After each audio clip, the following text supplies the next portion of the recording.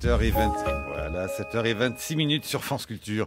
Le vendredi, c'est la chronique de Caroline Forest. Aujourd'hui, Caroline, vous nous parlez des traditionalistes aux portes de l'église. Bonjour Marc, bonjour à tous. Le pape a un grand mérite, il n'a qu'un seul discours. Il a toujours souhaité se réconcilier avec l'aile la plus traditionnaliste du catholicisme. Il ira jusqu'au bout, coûte que coûte.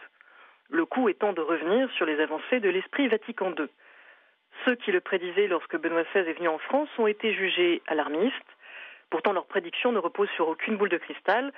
Elle ne lit pas l'avenir en méditant des ossements douteux, elle repose sur des faits, comme les discours du pape lui-même, l'autorisation de la messe en latin comme rite propre, le fait qu'il se tourne de nouveau vers l'Orient et non plus vers les fidèles pour célébrer certaines messes, le changement de ton de l'Église en matière de dialogue interreligieux, sauf avec les orthodoxes, ou le fait d'avoir réhabilité, sous une forme un peu rafraîchie, la prière pour la conversion des Juifs que Vatican II avait abolie.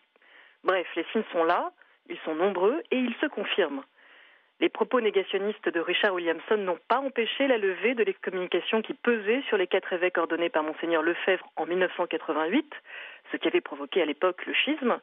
En 2009, le Vatican a à peine toussé lorsque le successeur de Lefebvre, Monseigneur Fellé, a rejoué la même provocation en ordonnant à son tour des évêques hors l'Église.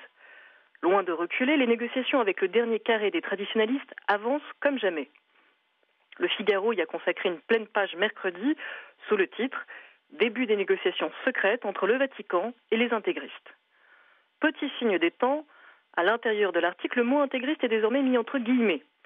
Cela ressemble à un purgatoire sémantique provisoire en attendant de lever l'appellation infamante une fois que les négociations auront abouti.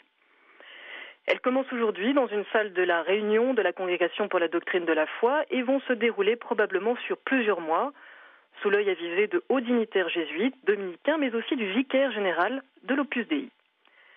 De quoi va-t-on parler concrètement? De toutes les querelles de fond, en vue de parvenir à un consensus théologique, de la liberté religieuse, de l'œcuménisme, de la pensée moderne, bref, de tout ce qui révulse la fraternité Saint-Pilice.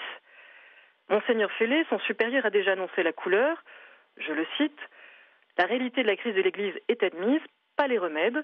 Nous disons que la solution est le retour au passé. » C'est donc ce remède, le retour au passé, qu'il s'agit de valider.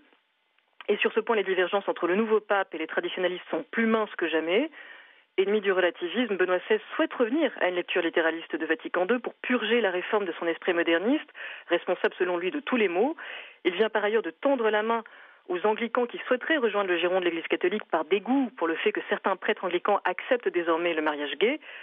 En revanche, les catholiques de gauche marginalisés ou Monseigneur Gaillot attendent toujours dans un placard qu'on leur indique la sortie. Merci Caroline Forest, on vous retrouve bien sûr vendredi prochain à la même heure.